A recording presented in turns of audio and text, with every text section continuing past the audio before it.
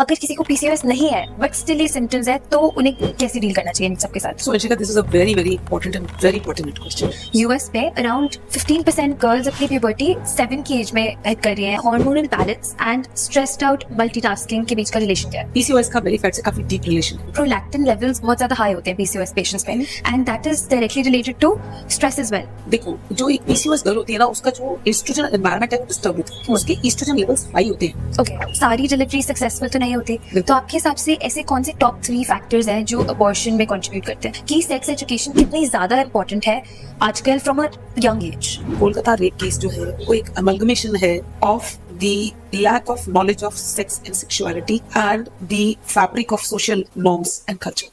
आज के हमारे पॉडकास्ट में एक बहुत ही ज्यादा ट्रस्टेड एंड एक्सपीरियंस्ड गायनेकोलॉजिस्ट आए हैं। शी इज सो एक्सपीरियंस्ड कि 20-30 इयर्स पहले उन्होंने जिन बेबीज को डिलीवर किया था आज वो उनके बेबीज को भी डिलीवर कर रही हैं। And fun fact, she was actually the first person to hold me in her hands when I was born because she was the one who delivered me as well. And उन्होंने अपने इतने सालों के experience के साथ fulfilled knowledge को हमारे साथ इस पॉडकास्ट में शेयर किया है।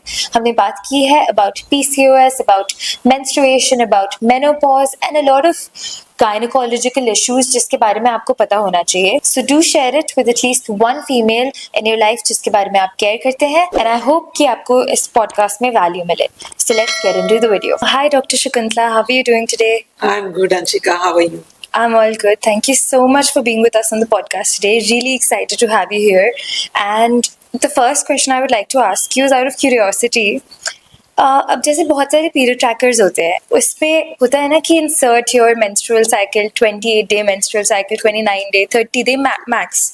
बट बहुत सारी ऐसी वुमेन होती हैं जिनकी उस क्राइटेरिया में फॉल नहीं करती, उस रेंज में फॉल नहीं करती menstrual cycle. So do you think कि हर एक वुमेन को उसी रेंज में फिट इन होना जरूरी है, या और जो नहीं होती क्या वो एबनॉर्मल है? So, Anshika, that's a very basic question. Ki what is menstruation? You know, as a girl is coming into adulthood and she is growing up, her body is growing, her reproductive organs are growing, and the brain and the ovaries become slowly and gradually coordinated. और अंदर का जो hormonal environment है, वो change हो रहा है. You have seen that all children look alike, but as they are growing up, there are certain changes that happen in a girl, there are certain changes that happen in a boy, and the women, they grow up more in more shapely, and then they start menstruating. Now this menstruation is a beautiful manifestation of a very good normal internal environment, that is the reproductive organs are functioning normally and the woman is growing up absolutely normally. Menstruation happens because every month the ovary stimulates the uterus, the lining of the uterus, and in the middle of the cycle the lining is its thickest. By the time the end of the month comes, the lining is like it dwindles because of the changes in the hormones and the menstruation ensues. Now as the girl is growing, this lining is preparing for the arrival of the baby. That is the function of the uterus. Now if the baby arrives, if the woman gets pregnant, the menstruation will stop.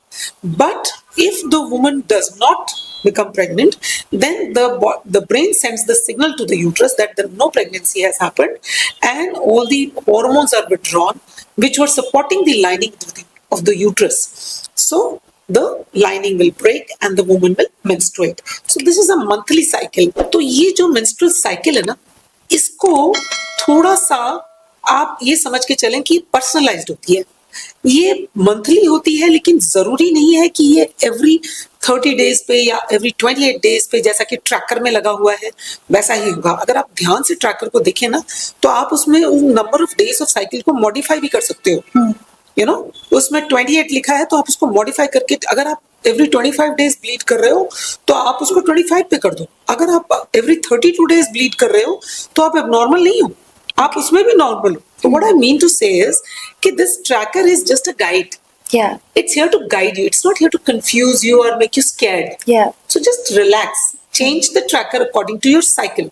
Yeah. अगर आपकी cycle हर महीने 25 दिन में हो रही है या 32 days में हो रही है, even then you are normal. Okay. It doesn't matter. Life में कई सारे इवेंट्स होते हैं जिनकी वजह से हमारा साइकिल कई बार थोड़ा डिस्टर्ब हो जाता है. तो it doesn't matter.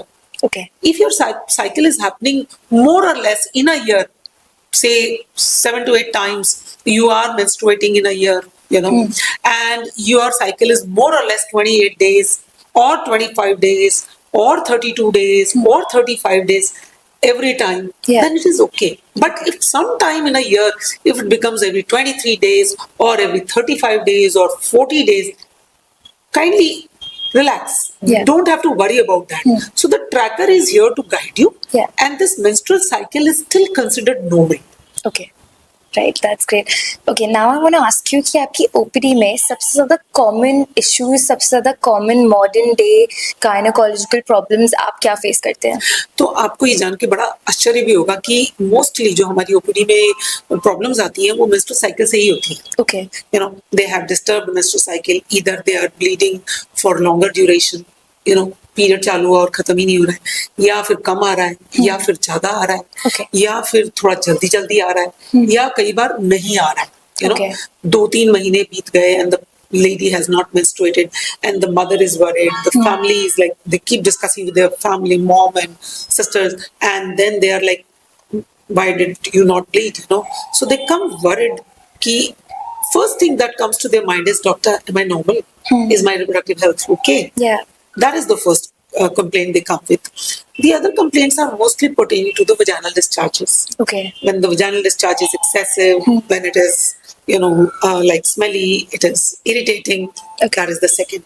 And the third common complaint that they come with is certain other problems like, they have excess body hair growth, they have acne, they have weight gain, despite of a good lifestyle, still they have weight gain. Yeah. So they are worried, why is it happening as my daughter is growing up or as I am growing up? What are these changes that are happening to me? Right. Okay.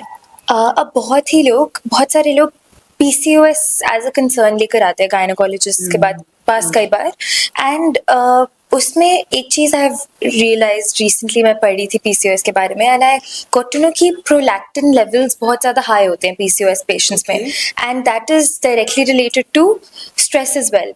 सो आप मुझे PCOS and stress के बीच का relation थोड़ा समझा सकते हैं? ये बड़ा लॉन्ग इशू है. सो PCOS एक ऐसा कंडीशन है जो कि सिर्फ और सिर्फ अल्ट्रासाउंड देख के नहीं होता है. ओके. मतलब बहुत सारी गर्ल्स हमारे पास आती हैं, doctor I have PCOS, doctor I am a PCOD patient. हमको उसको होल्ड करना पड़ता है कि उसको बताना पड़ता है कि भाई you tell us your problem. What is your problem? What is your complaint? Rather than considering an ultrasound finding as PCOS, you should tell your complaints to your doctor. Okay. That is one thing. Actually, PCOS, polycystic ovarian syndrome, जिसको अगर हम इलाज करके बोले तो polycystic ovarian syndrome ovary के function के बारे में बताता है, उसके जस्ट अपीयरेंस के बारे में नहीं बताता. Okay. तो कुछ क्राइटेरिया है, there are 3 criteria: hormonal, symptom based and ultrasound based. ये 3 क्राइटेरिया में से अगर 2 क्राइटेरिया कोई पर्सन फुलफिल कर रहा हो तभी हम उसको PCOS बोलते हैं. Right. अदरवाइज आपको मैं इसको बहुत इजीली आपको एक एग्जांपल देती हूँ.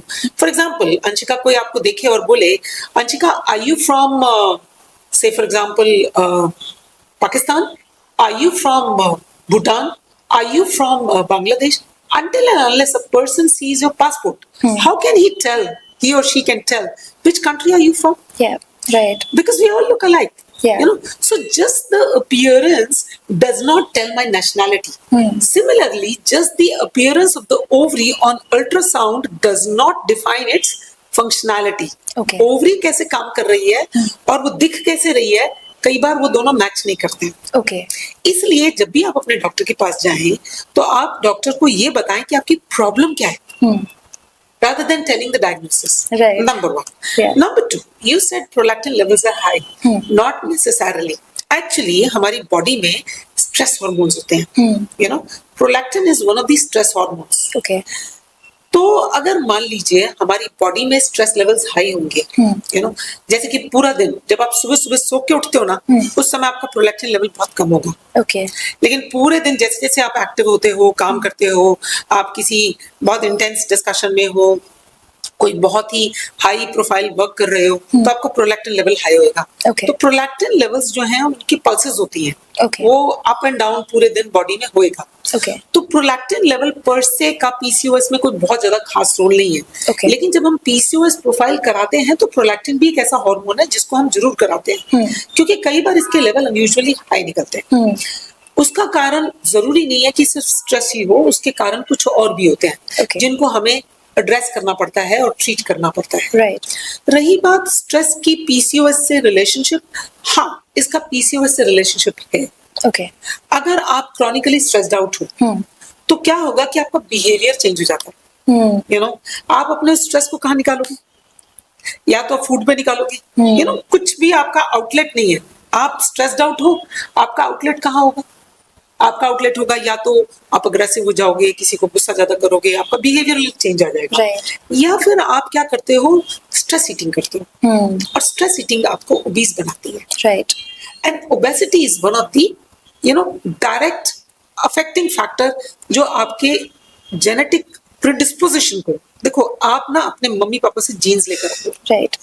तो वो जीन्स जो है वो कुछ लोगों को ज्यादा वल्नरेबल बनाती हैं कि जरा सा भी वेट गेन हुआ नहीं and they will have abnormal menstruation, abnormal hormonal environment and subsequently PCOS. Right. जो लोगों को हार्मोनल जेनेटिक प्रीडिस्पोजिशन नहीं होता, जिन लोगों को जेनेटिक प्रीडिस्पोजिशन नहीं होता, उन लोगों में शायद थोड़ा ज्यादा भी वेट गेन हो जाए तो उनको इतनी जल्दी असर नहीं पड़ेगा। Okay. लेकिन रिमेंबर, जेनेटिक प्रीडिस्पोजिशन यानी कि मेरे माँ बाप से मुझे क्या टेंडेंसी मिली है, मेरी जीन्स क्या है, Right. एंड मेरा लाइफस्टाइल कैसा है, stress being one of the factors. Okay. So a bad lifestyle, समय से खाना नहीं खाना, जब खाना तो बिंज ईटिंग कर लेना, टाइम से नहीं सोना, सुबह देर से उठना, then like having a very hurried lifestyle, you're always chasing your goals. तो ये सब चीजें आपको vulnerable बनाती हैं towards a hormonally disturbed environment. That is how stress is. Now I want to ask you a very important question. अब बहुत सारी यंग टीनेज गर्ल्स होती हैं जिन्हें एक्सेसिव फेशियल हेयर होते हैं या फिर बहुत ज़्यादा एक्ने होते हैं, उन्हें अपने फैमिली मेम्बर से या फ्रेंड्स से बहुत इनपुट्स मिलते हैं रिगार्डिंग देयर ओन लुक्स। वो एक कॉस्मेटोलॉजिस्ट या डर्मेटोलॉजिस्ट के पास जाते हैं, वो कहते हैं कि आप लेजर हेयर रिमूवल कराने या फिर एक्ने का ट्रीटमेंट लेने, तो वो कहते हैं आप पीसीओएस चेक करवाओ, आपको पक्का पीसीओएस होगा। So how do you think कि ये सब उनकी मेंटल हेल्थ को अफेक्ट कर रहा है? और अगर किसी को पीसीओएस नहीं है बट स्टिल ये सिम्टम्स है तो उन्हें कैसे डील करना चाहिए इन सब के साथ? So Anshika, this is a very very important and very pertinent question. देखो क्या है कि गर्ल्स के साथ अभी एक टेंडेंसी हो गई है कि बहुत अपीयरेंस कॉन्शियस है, Yeah. या अगर वो नहीं भी है तो भी लोग उनको बना देते हैं। तुम्हारे चेहरे पे कल यहाँ पिंपल नहीं था, अभी आ गया है, या तुम ऐसी लग रही हो, या तुम अभी थोड़ा डिफरेंट लग रहे हो, या यू मस्ट विजिट समबडी, कहीं ये पीसीओएस तो नहीं है। मतलब वो आपको कॉन्शियस कर देते हैं इन द सेंस कि आपको ना सिर्फ आपकी प्रॉब्लम बताते हैं बल्कि उसका मेडिकल डायग्नोसिस भी बता देते हैं। तो वो बहुत पर्सन के लिए बड़ा अप्रीहेंशन हो जाता है कि ये मेरे को कहीं सचमुच में कोई हार्मोनल एनवायरनमेंट में मेरे डिस्टर्बेंस तो नहीं है, या फिर मेरी रिप्रोडक्टिव हेल्थ में कोई बुरा असर तो नहीं पड़ रहा है, या एम आई ओके, एम आई नॉर्मल। क्योंकि क्या है, फ्रेंड्स तो ये सब बोल रहे होते हैं। किसी कलीग के साथ बैठे हो तो वो बता रहे होते हैं कि उन्होंने क्या करा, उनके साथ ये प्रॉब्लम आई तो उन्होंने क्या करा और डायग्नोसिस क्या निकला। फिर आप सोशल मीडिया है, उस पर इतनी सारी इंफॉर्मेशन है और पढ़ के वो डर जाते हैं कि कहीं मुझे ये प्रॉब्लम तो नहीं हो गई है। और पीसीओएस से रिलेटेड इतनी घैसली स्टोरीज लिखी हुई हैं कि उनको लगता है कि शायद इसके जो आउटकम्स हैं वो बहुत ही डिजास्टर्स और बहुत ही ज्यादा खतरनाक तो नहीं होंगे। देन घर में पेरेंट्स और जो ग्रैंड पेरेंट्स हैं वो आपको बोलते हैं कि आप कुछ खाते नहीं हैं, आप टाइम से सोते नहीं हैं। तो कहीं ना कहीं बहुत सारे इनपुट्स होते हैं from the elders, from the peers, from the colleagues, and within yourself you are leading a lifestyle which is like more professional, more career oriented, है ना। इसमें मेरा सिर्फ आपसे एक ही कहना होगा कि अगर आप एक बैलेंस्ड लाइफ जीते हैं, आप you are not programmed to work sitting only, human body जो है वो सिर्फ बैठ के दिमाग इस्तेमाल करने के लिए नहीं बनी है। इसमें हम लोग मल्टीटास्कर्स हैं, Yeah. लेकिन अनफॉर्चुनेटली हमारा जो सारा मल्टीटास्किंग है ना वो डेस्क पे हो गया है। ये बहुत बड़ी प्रॉब्लम है। Right. हमें अगर हम अपनी फिजिकल वर्कआउट और मेंटल वर्कआउट के बीच में बैलेंस बना के रखें और जितने इनपुट्स हमें मिल रहे हैं उनसे अपने आप को थोड़ा सा प्रोटेक्ट करते हुए चलें, यानी कि सारे इनपुट्स को हमें लेने की जरूरत नहीं है, Right. क्योंकि हर इनपुट आपके लिए पॉजिटिव नहीं होता Exactly. और नेगेटिव इनपुट्स जो होते हैं ना वो हमेशा आपको ब्रिंग डाउन करते हैं और कहीं ना कहीं आपके माइंड को अफेक्ट जरूर करते हैं। Right. क्योंकि हमारी ना ह्यूमन माइंड की एक और टेंडेंसी होती है कि हम पॉजिटिव इनपुट्स को बड़ी जल्दी नहीं लेते। वो तो हमारा है, वी अज्यूम कि वो तो था ही, Right. We supposed to be like that, but negative inputs हम बड़ी जल्दी इफेक्ट हो जाते हैं। इसलिए यंगर जनरेशन के लिए हम डॉक्टर्स की एक ही एडवाइस है कि आप अपनी लाइफ में बैलेंस रखिए। ठीक है, स्टार्ट योर डे टाइमली, मतलब Right. आपका एक टाइमली स्टार्ट और एक टाइमली फिनिश होना बहुत जरूरी है। आप काम कर रहे हो तो करते ही जा रहे हो, आप घड़ी नहीं देखते कि कब आपको खाना है कब आपको सोना है, आप सुबह उठने का आपका कोई हिसाब किताब नहीं है, तो आपकी बॉडी कैसे एडजस्ट करेगी? आपकी एक रिदम है, आपकी बॉडी में एक सर्केडियन रिदम होती है, एक बायोलॉजिकल रिदम है आपकी। Okay. वो रिदम जो है वो आपके हिसाब से एडजस्टेड है हर ह्यूमन बॉडी की। जैसे मान लो फॉर एग्जांपल अंशिका, अभी आप इंडिया में हो, अब अगर आज मैं आपको ऑस्ट्रेलिया भेजती हूँ, आपको देखो, आपने देखा होगा, रियलाइज किया होगा कि Jet lag आपको होता है। कई बार एडजस्ट करने में 4-5 दिन लग जाते हैं, है ना, क्योंकि आपको पता है कि अब मुझे सोना है और वहां तो ऑस्ट्रेलिया में सब भाग रहे हैं, काम कर रहे हैं। तो कहने का मतलब ये है कि वो जो 5.5 आवर का एडजस्टमेंट है उसको लेने में आपकी बॉडी करीब कुछ समय ले लेती है। किसी का कुछ समय लगता है, किसी का कुछ समय, लेकिन जैसे जैसे आप एज कर रहे हो ना और आप अपनी बॉडी को एडजस्टमेंट मोड में ही रखते हो कि अब आप इस तरह से, तो बॉडी फिर सिर्फ एडजस्ट ही करती रह जाती है, वो फिर बाकी के एडवांस वर्क नहीं करती। Okay. इसलिए आप अपने इस एडजस्टमेंट मोड को बेसिक कर दो, इन द सेंस कि आप अपनी बॉडी को वो टाइम दो कि मैं इतने बजे उठती हूँ और इतने बजे सोती हूँ, और उसको आप रेगुलर करो। यानी रेगुलर स्केड्यूल अगर आपका होगा ना तो आपकी बॉडी को उस पर वर्क नहीं करना पड़ेगा, फिर आपकी बॉडी फ्री है बाकी काम करने के लिए। Right. Yes. आपके हार्मोन्स फ्री है बाकी काम करने के लिए। आप उनको क्या करते हो, आप उनको अपने स्केड्यूलिंग में ही एडजस्ट करके रखते हो, तो वो बेचारे उसी में फंसे रह जाते हैं और आगे नहीं बढ़ पाते। आप मुझे ये बताइए कि hormonal balance and stressed out multitasking के बीच का रिलेशन क्या है? I'm telling you very basic thing. This is very basic that you should start your day regular. You should end your day on a regular tone. And पूरे दिन जो आप काम करते हैं समय से खाना खाइए। जिस समय आप खाना खाते हैं बहुत सारे इनपुट्स के बीच में मत खाना खाइए, आराम से बैठ के खाना खाइए। 10 minutes, 15 minutes, tell the world that you are going to have your meal, and then have your meal. And जो भी काम आप करते हैं अगर आप उसमें चाहते हैं कि आपका वो काम फोकस से हो तो आप उस काम को ही करें। मल्टीटास्किंग के लिए आप बीच में थोड़े थोड़े इंटरस्टाइसेस जरूर रखिए, Okay. ताकि आपकी मल्टीटास्किंग आपके लिए एक टोल ना ले ले, आपके मेंटल हेल्थ पे एक टोल ना ले ले। Right. इस तरह से अगर आप काम करेंगे तो वो जो आपके स्ट्रेस हार्मोन्स हैं they will be on a balance, बहुत जल्दी जल्दी फ्लक्चुएट नहीं करेंगे। Right. तो मैं ये बताना चाह रही हूँ आपको कि अगर आप अपने दिन को प्लान करके चलेंगे, आप अपने स्केड्यूल को रेगुलर रखेंगे, तो जब आपकी लाइफ में ऐसे इवेंट्स आएंगे जब आपकी स्केड्यूल बहुत हितर तितर हो जाती है, बहुत हेवार हो जाती है, तो आपकी बॉडी स्ट्रेस आउट नहीं होगी, Okay. आपका मेंस्ट्रुअल साइकिल डिस्टर्ब नहीं होगा। This is something amazing which I want to tell you. Yeah. That there are people who have irregular menstruation, disturbed cycles, disturbed psyche, mental health is affected because they're always on the run. They're always chasing their goals. Okay. There are other people who are comfortable. वो हर चीज time से करते हैं, अपना खाना समय से खाते हैं, सोते समय से हैं, अपनी ब्यूटी स्लीप अच्छे से लेते हैं, तो उससे क्या होता है कि जब उनकी लाइफ में बहुत ज्यादा अपहीवल्स आते हैं Yeah. तो वो उसको प्रॉपरली क्रॉस करके और फिर आगे से फिर से बैलेंस में आ जाते हैं। Okay. और उनकी मेंस्ट्रुअल साइकिल डिस्टर्ब नहीं होती है। Okay. तो उनको ये जो पीसीओएस से रिलेटेड जितने भी सिम्टम्स हैं कि मेंस्ट्रुअल साइकिल डिस्टर्ब हो गई, अनवांटेड हेयर आ गए, एक्ने आ गया, ये सब थोड़ा कम होता है। ओके, जैसे आपने अभी पहले भी मेंशन किया कि ओबेसिटी एक बहुत ही बड़ी प्रॉब्लम है जो कि सारे अंडरलाइंग इश्यूज को कॉज करती है, like PCOS, baby diabetes, heart issues, right? क्या पीसीओएस का बेली फैट से कोई रिलेशन है? हाँ, पीसीओएस का बेली फैट से काफी डीप रिलेशन है। देखो, मोस्टली लोग ये सोचते हैं कि जो लोग ओबीज हैं उनको ही पीसीओएस होता है। वैसे काफी हद तक ये ठीक है, क्योंकि ओबेसिटी क्या करती है, हार्मोनल एनवायरनमेंट को डिस्टर्ब कर देती है। Okay. लेकिन एक बहुत ही इंट्रिकेट चीज है हमारी बॉडी में, हमारी बॉडी बहुत एडजस्टिंग भी होती है। ओके कई ओबीस गर्ल्स आपने देखी होंगी जिनको कि कोई एक्ने नहीं होता, कोई अनवांटेड हेयर नहीं होता, right they look awesome, they are fabulous, because I'll tell you what is deep down there. I'll just come to that.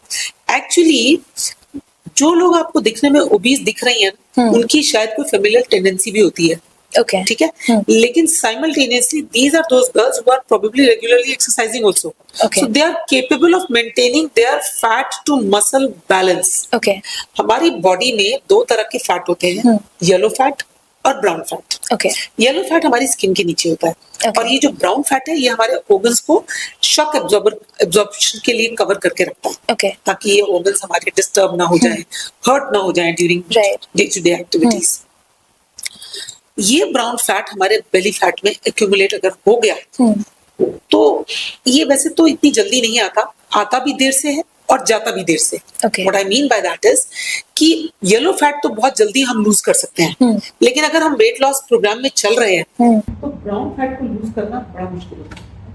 You know, आपने ये नोटिस भी किया होगा कि जो लोग एक्सरसाइज कर रहे होते हैं उनका waist to hip ratio normalise करने में टाइम लगता है, एब्डोमिनल टोनिंग आने में टाइम लगता है ना।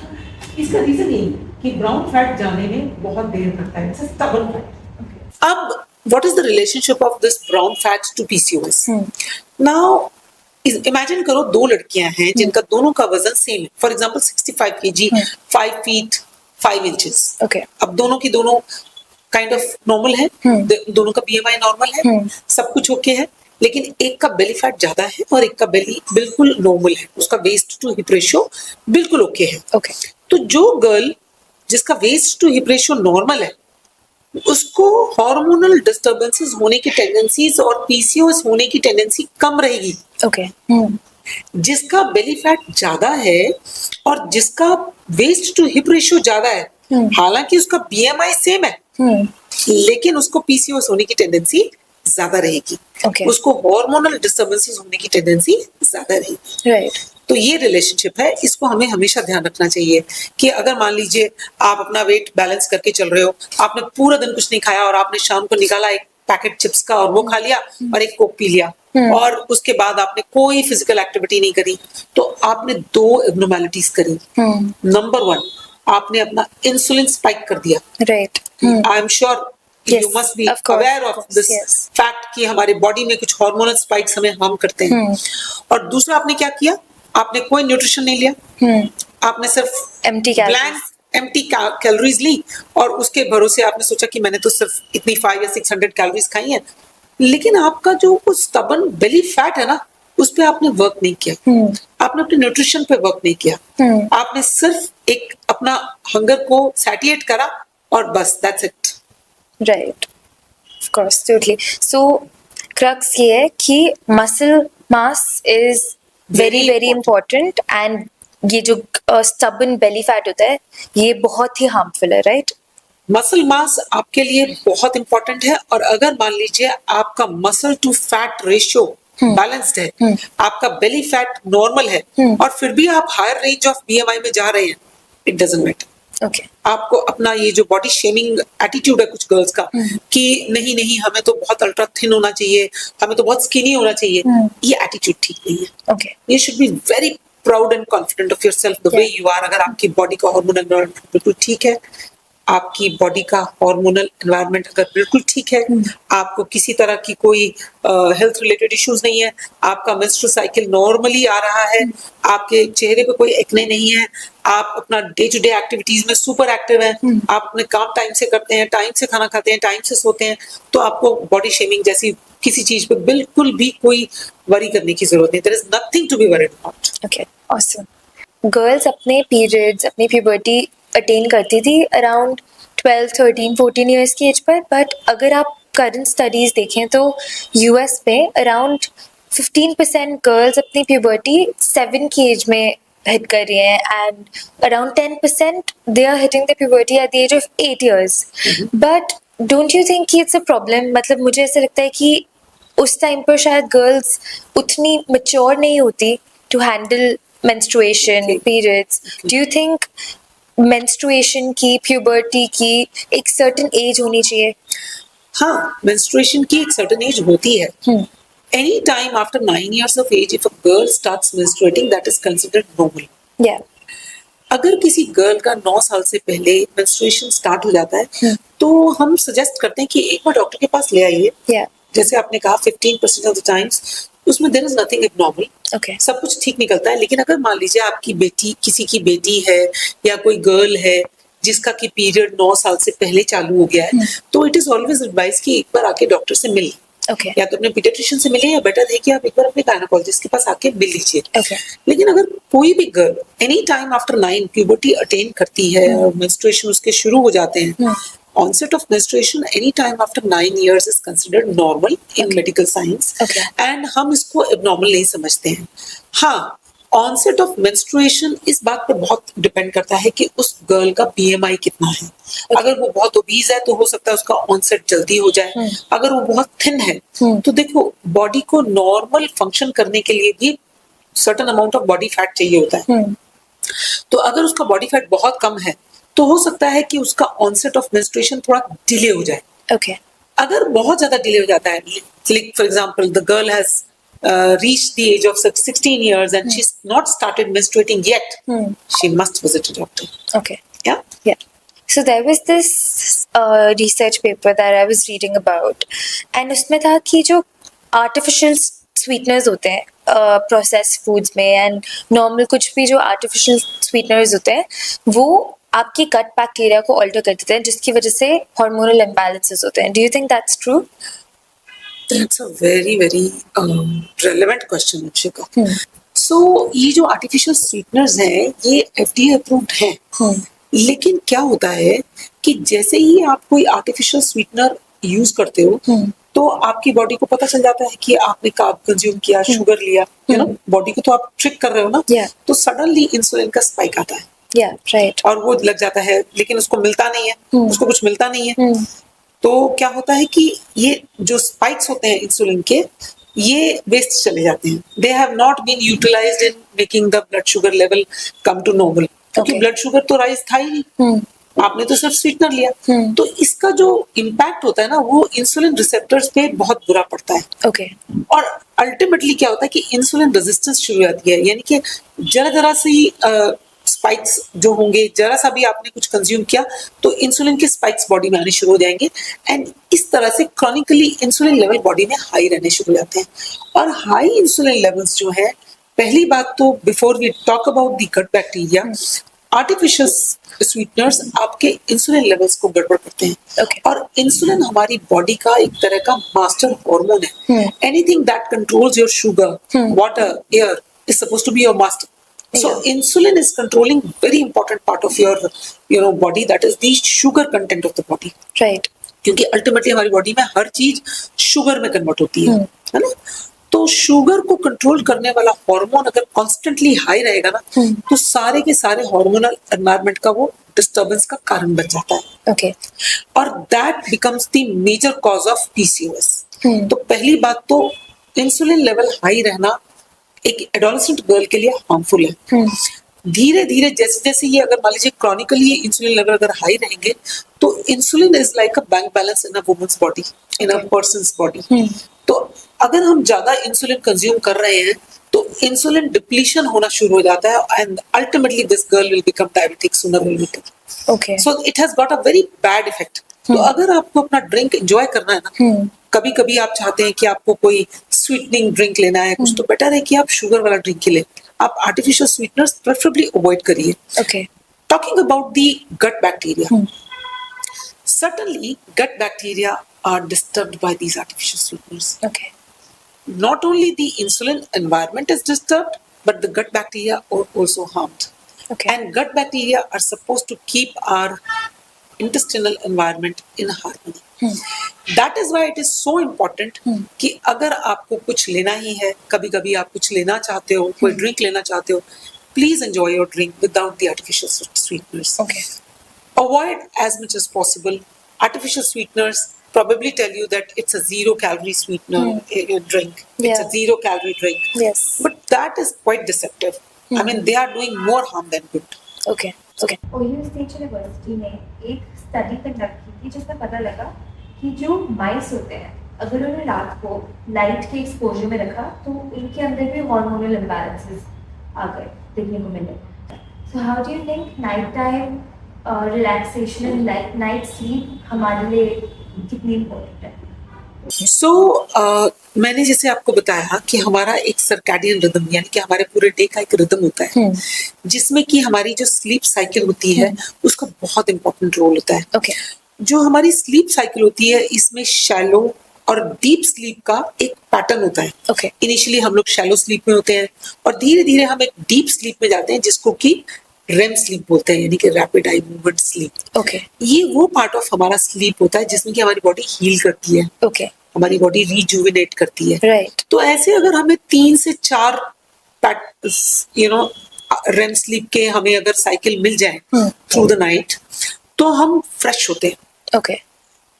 कभी कभी आपने देखा होगा कि आप 8 घंटे सो लिए लेकिन आप फ्रेश नहीं हुए और कभी कभी ऐसा होता है कि आपने 3, 4, 5 घंटे भी लिया और आप एकदम फ्रेश होके हुए. जैसे आपने कभी देखा होगा पावर नैप जिसको आप बोलते हो, Yes. है ना, आपने आधे घंटे का पावर नैप लिया और आप बिल्कुल फ्रेश हो गए, है ना.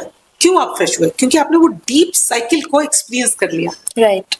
तो जैसे ही आप डीप साइकिल एक्सपीरियंस करते हो आपकी रिजुविनेशन आ जाती है, Right. आप फ्रेशन अप हो जाते हो. इसलिए ये साइकिल का होना हमारी स्लीप साइकिल का पैटर्न में होना बहुत जरूरी है.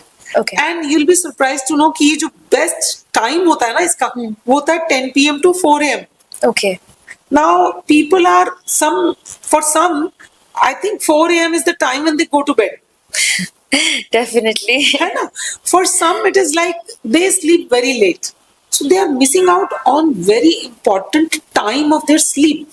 Definitely. हमारी बॉडी का एक पैटर्न है जिसमें कि ये टाइम बड़ा इंपॉर्टेंट टाइम है. तो इसको हमें ध्यान रखना चाहिए और हमें अपना स्लीप टाइमली ले लेना चाहिए. Yeah. अगर मान लीजिए आप टाइम जोन्स में फ्लाई कर रहे हो उस समय शायद आपको थोड़ा एडजस्ट होने में टाइम लगेगा लेकिन अल्टीमेटली यू विल रियलाइज कि somewhere between this time only your body is in a pattern that gets the best rejuvenation. Right. अब बहुत सारे लोग होते हैं जो कि कीटो डाइट फॉलो करते हैं, लो कार्ब डाइट फॉलो करते हैं for weight loss. Do you think that's healthy? तो अंशिका आपको ये बात पता है कि कीटो डाइट हार्ट प्रॉब्लम भी कर सकता है? रियली? यस. अगर मान लीजिए आपकी डाइट में too much of saturated fat है, टू मच ऑफ बटर है, आपने कार्बोहाइड्रेट बिल्कुल ही 0 कर दिया तो आपकी ये कीटो डाइट हेल्दी डाइट नहीं है.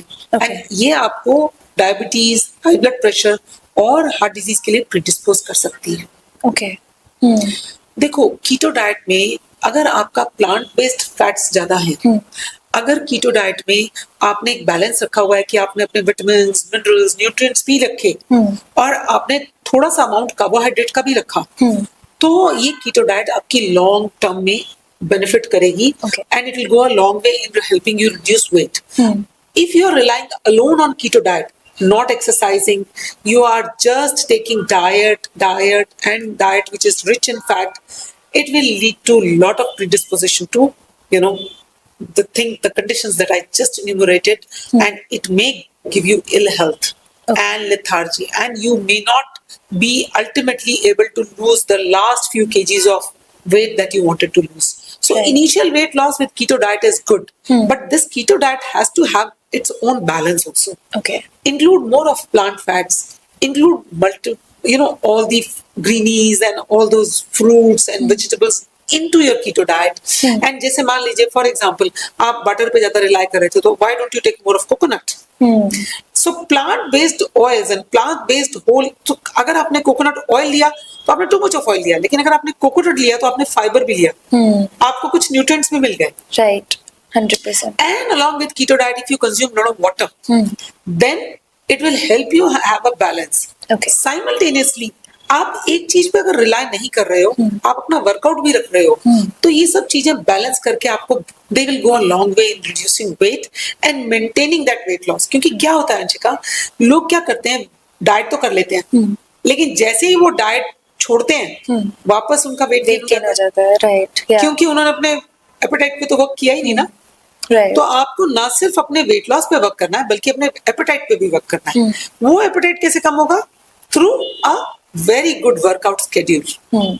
अब जैसे एक वुमन होती है, वो she is born with millions of eggs, right, and जब वो प्यूबर्टी हिट करती है, I would say around 3-4 lakh eggs बचते हैं उनकी बॉडी में, and then when she is planning a pregnancy probably around 25-26, तो अराउंड 40,000 एग्स बचते हैं। बट आजकल बहुत सारी ऐसी करियर ओरिएंटेड फीमेल्स हैं जो मे बी 30s में 35 के बाद प्रेगनेंसी प्लान करना चाहती हैं। So how do you think a woman can preserve her eggs?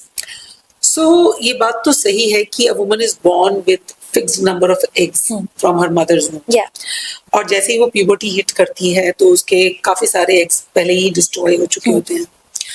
देखो, जैसे ही एक वुमन 35 हिट करती है ना, उसकी फर्टिलिटी पोटेंशियल हाफ रह जाता है। ओके, एंड आजकल ये बहुत हो गया है कि लोगों को अपने करियर का इशू है, उनको प्रोफेशनली सेटल होना है, तो they marry late, they reproduce late, they produce children late.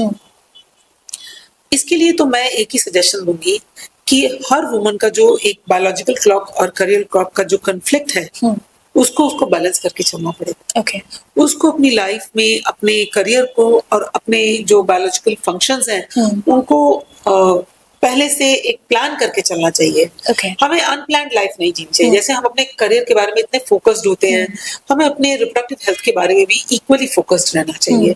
क्योंकि जैसे जैसे हम एज कर रहे हैं, हमारा फर्टिलिटी पोटेंशियल तो जा रहा है, नीचे जा रहा है। राइट, और उसके बाद कई लोग ये सोचते हैं कि 35 में बच्चा कर लिया तो क्या हुआ, आजकल तो आईवीएफ में लोग 50 साल में भी बच्चे पैदा कर सकते हैं। तो आपको ये पता होना चाहिए अंशिका कि जैसे जैसे हम एज कर रहे हैं, हमारी रिप्रोडक्टिव हेल्थ तो डाउन जा ही रही है, but by the age of 35 हमारा रिप्रोडक्टिव जो पोटेंशियल है, it is almost reduce to half. Okay, या मोस्टली लोग क्या सोचते हैं, वो ये सोचते हैं कि कोई बात नहीं, आजकल तो लोग 40 में भी रिप्रोड्यूस करते हैं, 50 में भी लोगों के बच्चे हो जाते हैं क्योंकि आईवीएफ है हमारे रेस्क्यू के लिए। लेकिन ऐसा नहीं है, these are isolated instances. IVF के भी अपने प्रोज एंड कॉन्स होते हैं। तो इसलिए जिस तरह से आप अपने करियर को प्लान करते हो, इसी तरह से आप अपनी रिप्रोडक्टिव हेल्थ को, अपनी फ्यूचर लाइफ को, जो आपकी मैरिड लाइफ है या आपकी जो भी रिप्रोडक्टिव लाइफ है, उसको आप प्लान करो। राइट, आप अपना फर्स्ट बेबी कब प्लान करना चाहते हो, उसके बारे में पहले से सोच के चलो। अगर आपको 2 बच्चे चाहिए तो आपको दूसरा बच्चा कब करना है, आप अपने गायनोकोलॉजिस्ट से डिस्कस करो और अकॉर्डिंगली प्लान करो। इसको हम लोग कई बार प्री मैरिटल काउंसलिंग या प्री कंसेप्शनल काउंसलिंग भी कहते हैं। Okay. इसके लिए लोग हमारे पास आते हैं और वो हमसे पूछते हैं कि doctor, I am going to be 25, I am not planning to get married by the age of 30, how do you see my health down the line in 5 years। तो उसके बहुत सारे तरीके हैं जिसके हिसाब से हम उनको काउंसिल भी करते हैं और हम उन्हें बताते भी हैं कि आपको क्या करना है जिससे कि आपकी रिप्रोडक्टिव हेल्थ भी ठीक रहे। हम कभी कभी मेडिकेट भी करते हैं। अगर मान लीजिए कोई गर्ल हमारे पास आ जाती है जिसको कि हमने डायग्नोज कर लिया, उसको पीसीओएस है, because again you will be surprise to know कि जो नॉर्मल पॉपुलेशन में आप देखेंगे जो गर्ल्स हैं वो पर साइकिल उनके एग्स कम वेस्ट होते हैं compare to the PCOS population. PCOS population यानी जो गर्ल्स जिनको पीसीओएस है, उनकी पर साइकिल जो एग वेस्टेज है वो ज्यादा होती है। ओके, उनका जो डिप्लीशन है एग्स का वो जल्दी होता है। They can land up in pre mature ovarian insufficiency early. Okay, उनका जो रिप्रोडक्टिव हेल्थ है वो जल्दी कम डाउन हो जाता है। ओके, इसलिए अगर वो हमारी पास जल्दी आते हैं तो हम उनको कुछ एक ऐसे मेडिकेशन पे भी डाल देते हैं ताकि उनका एग वेस्टेज कम हो जाए। Okay, This is the importance of visiting a doctor early and coming for counseling. Ki how do they see their reproductive future, you know?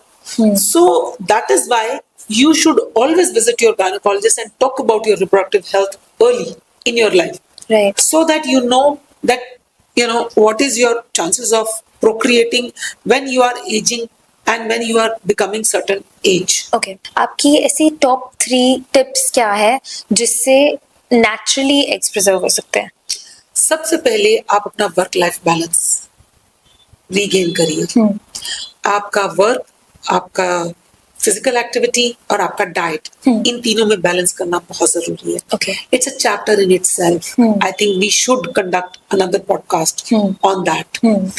दूसरा, अगर आपको लगता है कि आपको एक्ने आने शुरू हो गए हैं, मेंस्ट्रुएशन इरेगुलर हो गया है, अनवांटेड हेयर आने शुरू हो गए हैं, तो आप अपने डॉक्टर को अप्रोच कर लीजिए.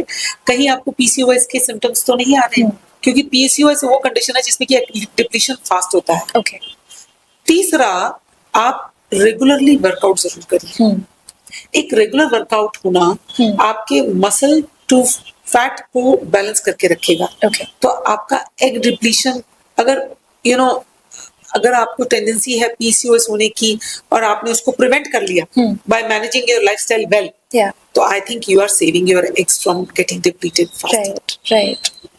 आजकल एग फ्रीजिंग बहुत कॉमन हो गई है एंड एफईटी बेबीज बहुत कॉमन हो गए. पहले फर्स्ट क्वेश्चन इज कि क्या ये एफईटी बेबीज हेल्दी होते हैं, and another question, subsidiary question, कि how much does egg freezing cost actually. So जिन लोगों को ये लगता है कि उनका रिप्रोडक्टिव हेल्थ बहुत जल्दी डाउन द लाइन जाता है, या जिनको ये लगता है कि उनको शायद लेट मैरिज करना है या लेट बेबी प्रोड्यूस करने हैं, तो उनको मैं समझती हूँ it's a good idea to go for egg freezing.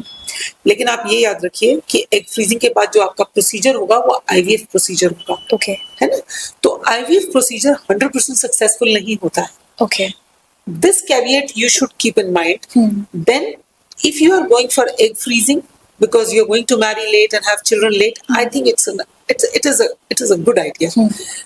Talking about FET, FET is frozen embryo transfer. Now, FET is a good idea. अगर मान लीजिए डॉक्टर ने आपके एम्ब्रियो फ्रीज करे और उसके बाद उनको ट्रांसफर किया, तो वो उसमें कोई प्रॉब्लम नहीं है. Okay. एंड उसकी जो सक्सेस रेट होती है वो कोई कम नहीं होती है. In fact in some studies it has been found कि FET embryos are better than the fresh embryos. Okay. या Wow, that's Yeah. shocking. And how much does this procedure cost? सो अगर हम एग फ्रीजिंग के बारे में बात करें तो depending on various clinics it may cost somewhere up to 25 to 50,000 to 2 lakhs. Okay. Depending on the type of clinic that you are visiting. Okay. अब सारी डिलीवरी सक्सेसफुल तो नहीं होती, तो आपके हिसाब से ऐसे कौन से टॉप 3 फैक्टर्स हैं जो अबॉर्शन में कंट्रीब्यूट करते हैं? जो सबसे इम्पोर्टेंट कंट्रीब्यूटर है वो है क्रोमोसोमल एब्नॉर्मैलिटी. ओके. यानी कि अगर किसी के जीन्स किसी एग के या किसी स्पर्म के जीन्स में गड़बड़ है तो वो एक एब्नॉर्मैलिटी ओके. है ना. जो एम्ब्रियो बना वो शायद फिट नहीं था आगे बढ़ने के लिए, इसलिए मदर नेचर ने उसको डिस्कार्ड कर दिया. Okay. Here comes the rule of survival of the fittest. Of course. So, जो इंटरनल ऑडिट होता है मदर नेचर का, उसमें अगर उसको लगा कि ये एम्ब्रियो फिट नहीं है तो उसको रिजेक्ट कर दिया जाता है. Okay. दूसरा जो कॉज है वो है abnormalities of the uterus, placenta and the cervix. यानी कि अगर कुछ एब्नॉर्मल है, अंदर का एंडोमेट्रियल एनवायरनमेंट डिस्टर्ब्ड है, यूट्राइन एनवायरनमेंट डिस्टर्ब्ड है, सर्वाइकल एनवायरनमेंट डिस्टर्ब्ड है, माउथ ऑफ द यूट्रस का एनवायरनमेंट, या फिर प्लेजेंटा जो कि बच्चा माँ से जहां से जुड़ता है उसमें कोई एब्नॉर्मैलिटी है, वो सेकंड टॉप मोस्ट कॉज है. And third top most cause है मेल फैक्टर. अभी you will be shocked to know कि आजकल male infertility is very much on the rise. And those healthy looking boys, those who look very fit, very very gym savvy and very very muscle built boys, their egg counts are very low. Okay. And their eggs their sperm counts. You'll be surprised to know that their sperm counts are very very low. Okay. And sometimes their sperms are very very defected, probably because the supplements that they have consumed in making themselves look more muscular, more fit. Steroids and all of those excess Probably protein. yes. Probably yes. Okay. Okay. आपके हिसाब से आजकल modern day menopausal as क्या है? देखो, कोई भी modern day menopausal as नहीं होती है. जो मेनोपॉज का जो एक एवरेज एज हम लोग मान के चलते हैं that is around 50 years of age. Okay. जो मेनोपॉज की नॉर्मल एज अगर हम देखें तो that is around 50 years of age. Okay. अगर किसी को 48 में हो जाए या किसी को 52 में हो जाए तो उस रेंज को हम एक्सेप्ट करते हैं. Okay. लेकिन अगर किसी को इससे भी पहले पीरियड सेसेशन हो जाए, अगर किसी को 1 साल तक पीरियड ना आए तो हम उसको मेनोपॉज बोलते हैं. Okay. अगर ये किसी को जल्दी हो जाए तो हम उसे प्रीमेच्योर ओवेरियन फेलियर या प्रीमेच्योर ओवेरियन इनसफिशिएंसी या प्रीमेच्योर मेनोपॉज कहते हैं। Okay. और अगर किसी को 55 तक भी पीरियड्स बंद नहीं हो रहे हैं तो फिर हम उसको इन्वेस्टिगेट करते हैं कि what's the reason why this lady have not stopped menstruating. Okay अब जैसे बहुत मूवीज में भी आता है एंड नॉर्मली भी इट्स वेरी कॉमन कि मेनोपॉज का एक बहुत ही स्ट्रॉन्ग सिम्टम है hot flashes. Do you think ये हर किसी के लिए कॉमन होता है?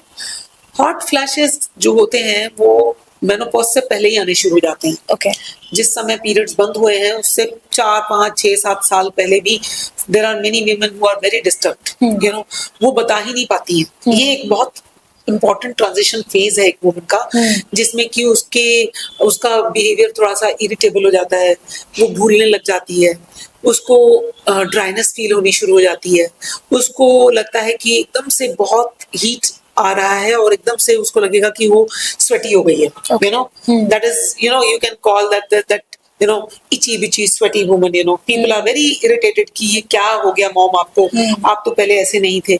लेकिन you have to understand empathically कि mom is or that lady of the house is undergoing some stage in her life. Right She gets sweaty very fast, she gets irritable very fast.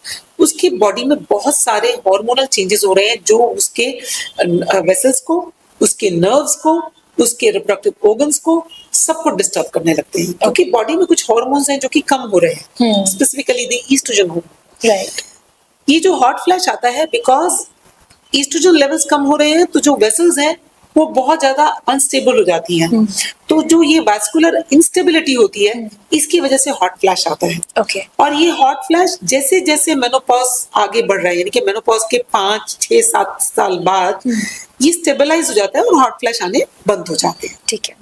अब oestrogen एक ऐसा hormone है which is known to protect your heart and bones. Correct. अब जैसे किसी लड़की को PCOS हो गया तो ऑफ कोर्स उसका ईस्ट्रोजन लेवल्स कम हो गए। सो डू यू थिंक एक पीसीओ को अर्ली एज ऑस्टियोपोरोसिस के भी चांसेस होते हैं?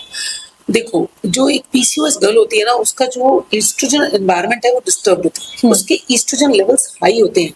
ओके ऑन द कॉन्ट्ररी, मतलब आपको ये लगेगा कि शायद उसके ईस्ट्रोजन लेवल्स कम है या उसके हार्मोनल लेवल्स डिस्टर्ब्ड हैं तो शायद ईस्ट्रोजन कम है। नहीं, ऐसा नहीं है। ये वो गर्ल्स हैं जिनका की ईस्ट्रोजन एनवायरनमेंट थोड़ा ऑन द हायर एब होता है, Okay. On the higher side होता है। ओके इसकी वजह से इनके ब्रेस्ट पे, इनके यूट्रस पे कॉन्स्टेंटली वो जो हाई लेवल्स ऑफ ईस्ट्रोजन है बुरा असर डालते हैं। Okay These girls are more prone to breast cancer and uterine cancer later on in life. Okay Remember that. Okay osteoporosis शायद इन गर्ल्स को इस वजह से ज्यादा नहीं होता, इस वजह से ज्यादा होता है because these girls are having very faulted diet. Okay इनको लगता है हम डेयरी लेंगे तो हम मोटे हो जाएंगे। ये बिल्कुल कैल्शियम कंजप्शन इनका काफी कम होता है। ओके यू नो, सरप्राइजिंगली इनका कैल्शियम कंजप्शन बहुत कम होता है। दूसरा, इनमें एक फैक्टर होता है ओबेसिटी का। तो obesity, low calcium consumption is the cause of osteoporosis in these girls. Okay Whereas जो estrogen levels that come down during menopause, that is true. During menopause estrogen levels कम हो जाते हैं और estrogen हमारे हार्ट को, हमारी मसल्स को, हमारे बोन्स को प्रोटेक्ट कर रहे होते थे। लेकिन इसका एक बहुत अच्छा सोल्यूशन है कि अगर आप अपना लाइफस्टाइल बैलेंस करके चलते हो, आप अपना कैल्शियम इंटेक अच्छा रखते हो, आप रेगुलरली वर्कआउट करते हो, आप अपनी मसल्स को डेली स्टिमुलेट कर रहे हो, आप एक अच्छा टोन्ड मसल्स का बॉडी आपका है, तो आपका ऑस्टियोपोरोसिस नहीं होगा। क्योंकि मसल बोन को स्टिमुलेट करती है, टू एक्टिवेट करती है उसको। और अगर एक हेल्दी बोन होगी, एक हेल्दी मसल होगी आपकी बॉडी में, तो ऑस्टियोपोरोसिस सेटिंग तो करेक्ट, मतलब ऑस्टियोपोरोसिस नहीं बोलते उसको, हम ऑस्टियोपीनिया बोलते हैं। यानी कि बोन्स में कैल्शियम की कमी धीरे धीरे धीरे होनी शुरू हो जाती है। यू नो, आफ्टर 25 बोन्स में डाउनफॉल आना शुरू हो जाता है। वो कितना स्लोली होगा, कितना कम होगा, वो इस बात पे डिपेंड करता है कि हम कितने ज्यादा एक्टिव हैं। अगर हम रेगुलरली एक्टिव हैं, हम एक्सरसाइज करते हैं, तो हमारा मसल्स भी ठीक रहेगा। नहीं तो हमारी मसल्स भी कम हो जाएंगी, जिसको सार्कोपीनिया बोलते हैं। यानी osteoporosis and sarcopenia, these two are deadly combinations which can really badly affect your heart and your overall wellness. Okay. How often should a menopausal female get a DEXA scan? जो recommendation है वो है at least 1 in 2 years. Okay. But अगर मान लीजिए पहले से ही किसी की बोन्स बहुत ज्यादा वीक है तो हो सकता है हम उनका स्कैन जल्दी जल्दी भी कराएं, हम ईयरली भी कराएं. अदरवाइज आई थिंक अगर एक बहुत हेल्दी लेडी है और जिसका इनिशियल डेक्सा स्कैन हेल्दी है तो 1 in 2 years is more than sufficient. Okay. Okay. Is bleeding after menopause normal? Absolutely not. अगर किसी वुमन को 1 साल तक ब्लीडिंग नहीं आई और उसके बाद उसको ब्लीडिंग आ रही है या ब्लडी डिस्चार्ज आ रहा है, it can be very dangerous also. Okay.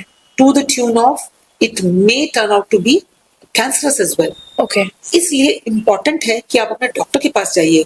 हो सकता है कुछ भी ना निकले, लेकिन अगर कुछ सीरियस है तो एटलीस्ट हमने मिस तो नहीं किया. Right.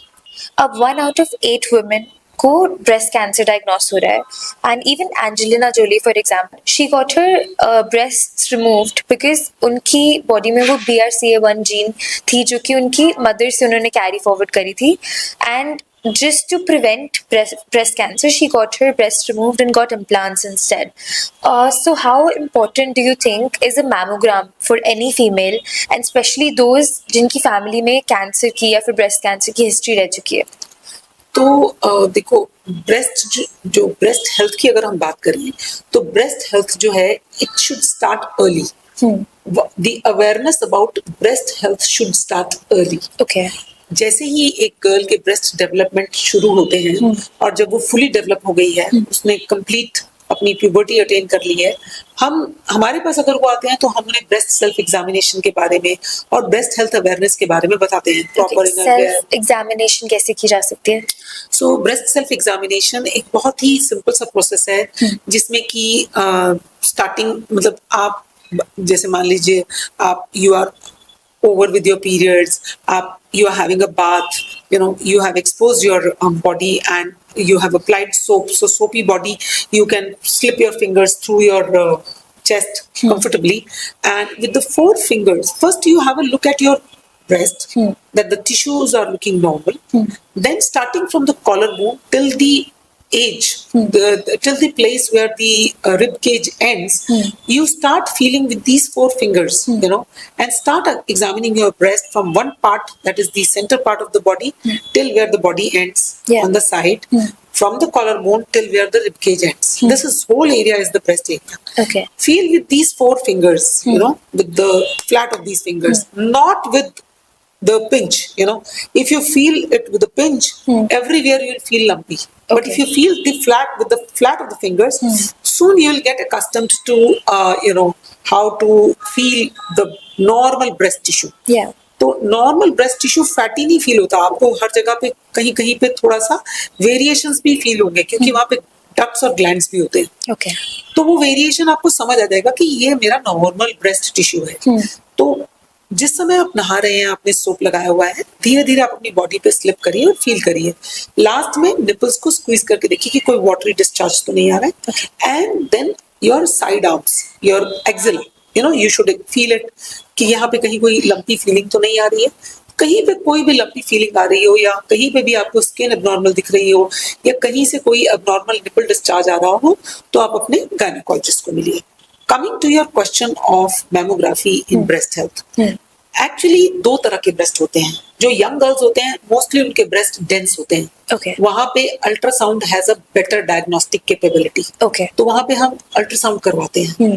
जैसे ही एक वुमन एज कर रही है, जैसे एक वुमन ने बच्चों को दूध पिलाया तो उसके ब्रेस्ट थोड़े से स्पार्स हो जाते हैं, थोड़े से लेस डेंस हो जाते हैं, Okay. थोड़े से सैगी हो जाते हैं. वहां पे mammogram has a better role. Okay. तो ये आपका डॉक्टर डिसाइड करेगा कि वो आपका अल्ट्रासाउंड कराएगा या मैमोग्राफी कराएगा. Yearly mammography is good enough. Okay.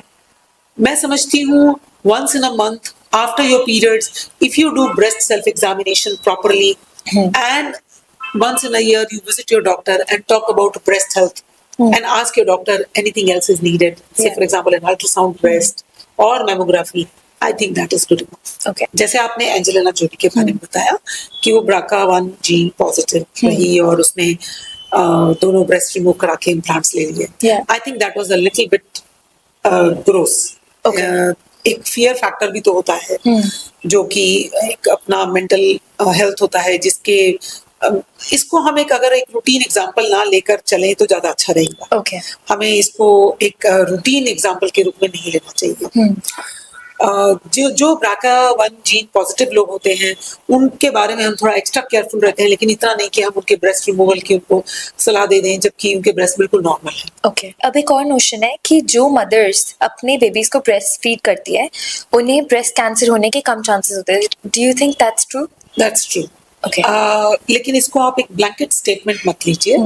अगर हम ये कहें कि लैक्टेशन या ब्रेस्ट फीडिंग ब्रेस्ट प्रोटेक्टिव है तो हाँ, ये ब्रेस्ट प्रोटेक्टिव है, डेफिनेटली ब्रेस्ट प्रोटेक्टिव है, लेकिन ये 100% कहीं पे भी नहीं होता। इसका मतलब ये नहीं है कि आप केयरलेस हो जाओ। आप अपनी ब्रेस्ट का हेल्थ के बारे में जानो। अगर कहीं कोई गांठ या गिल्टी फील हो रही है तो जरूर जाके डॉक्टर को दिखाओ। ये 100% प्रोटेक्टिव नहीं है, प्रोटेक्टिव डेफिनेटली है। ओके। डू यू थिंक आजकल ब्रेस्ट कैंसर का रेट इंक्रीज कर रहा है? आई वुड से यस। ब्रेस्ट कैंसर का incidence is on the rise, and also there is one more thing, and that is the detection of breast cancer is very much on the rise. Okay. People have become more aware. जरा सा भी कोई problem होता है, जरा सा भी skin पे पकड़िंग होती है या कोई लंप फील होता है, वो इमीडिएटली डॉक्टर को अप्रोच करते हैं। Right. वो अपने घर में नहीं बैठे रहते। तो एक तो डिटेक्शन रेट भी बढ़ गया है और दूसरा इंसिडेंस भी बढ़ा है। Late marriages, not preferring to have children or not breastfeeding children, probably ये भी कुछ reasons हैं जिनकी वजह से breast cancer का incidence बढ़ा। Okay. Wrapping up, I would like to ask you one very important question. आजकल इंडिया में बहुत ही ज़्यादा बड़ा नेशन वाइड प्रोटेस्ट चल रहा है जिसमें कोलकाता रेप केस में जिस डॉक्टर का रेप किया गया एंड बहुत ही ज़्यादा ब्रूटली उन्हें मर्डर किया गया, उनके लिए जस्टिस डिमांड की जा रही है। So I would like to ask you from a gynaecologist perspective कि सेक्स एजुकेशन कितनी ज़्यादा इम्पोर्टेंट है आजकल from a young age. So I share the same sentiments as you do. पर मुझे ऐसा लगता है कि कोलकाता रेप केस जो है वो एक अमलगमेशन है of the lack of knowledge of sex and sexuality and the fabric of social norms and culture with a mixture of criminal bent of mind. It's a mixture of all of these in a very ghastly manner coming up and hitting a professional so badly. So I hope justice comes to it, and we as doctors and professionals are deeply, deeply upset and disturbed about it, and we wish and pray that the family has peace of mind and the criminals are brought to justice. Yes, definitely. So that was all for today, guys. Thank you so much, Dr. Shakuntala, for giving us your precious time. And we're really, really happy कि आपने जो भी insightful information दी है वो आज हम audience तक पहुंचा पाए. So thank you so much once again. It was my pleasure. Thank you very much for having me.